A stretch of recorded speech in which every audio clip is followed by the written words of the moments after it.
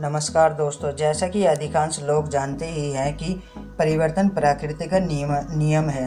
वैसे ही मौसम परिवर्तन की वजह से सर्दी जुकाम और खांसी की समस्या बनी रहना तो एक आम बात है। इससे छुटकारा पाने के लिए लोग डॉक्टरों और हकीमों से दी गई दवाइयों का सेवन करते हैं। उनसे भी अधिक फर्क नहीं पड़ता है।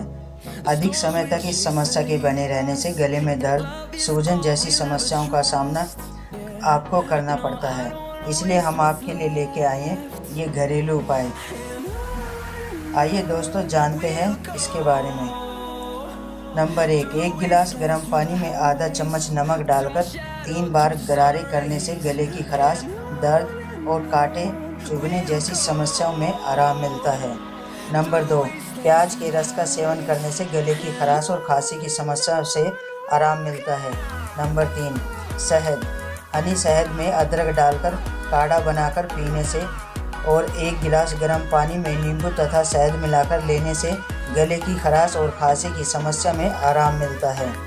नंबर 4 हल्दी दूध। हल्दी का दूध सुबह खाली पेट लेने से गले की खराश और खांसी की समस्या में काफ़ी लाभदायक है। नंबर 5 सेब का सिरका। गले की खराश और खांसी की समस्या को सेब का सिरका खाना खाते समय लेने से काफ़ी लाभदायक है। दोस्तों, यदि ये जानकारी आपको पसंद आई हो तो शेयर और कमेंट अवश्य करें। धन्यवाद।